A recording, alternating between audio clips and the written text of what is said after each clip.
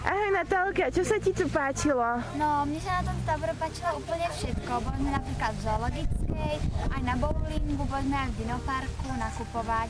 Proste všetko. Do akých časových období ste cestovali? Pamätáte si? Do praveku. Do Egyptu. Nie? Do mafii.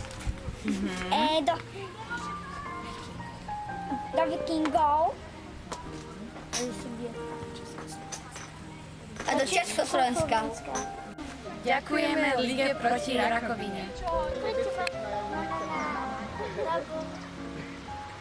Detské nádeje. Pre mňa je to druhá rodina, kde môžem byť sama sebou a nemusím sa báť nejakého odsudzovania od okolia. Jurko, povedz nám tvoje zažitky z tohto tábora. Mne sa mi furt páči všetky zážitky, ktoré som zažil na tomto tábore. A ďakujem Lige proti rakovine, že podporujú náš KDN-ko a že môžeme mať také krásne zážitky na tomto tábore. Ďakujeme Lige proti rakovine.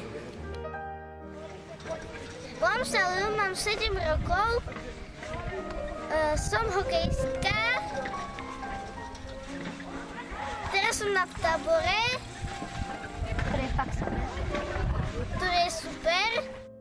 Čo sa ti páči na tomto tábore? Všetko, hry, sú dobrí animátori, sú dobré deti, je to tu fajn. Aká sa ti hra páči najviac? To je najlepšia hra na svete. Ďakujeme Liga proti rakovine! Páči sa mi aj to, že spoznávam nových ľudí a že tu veľa zaujímavých hier. A komu za to všetko ďakuješ?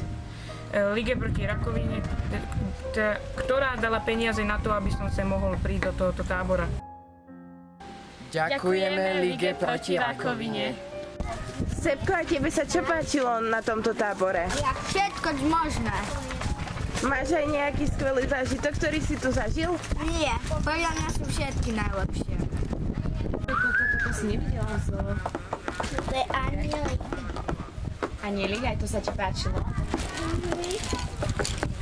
A tam Aniel nebol. Kde si nebol? Aniel tam nebol. Aniel nebol v zoo, Anielika sme sa hrali, že? Áno. Aniel nie je zviera. To je človek.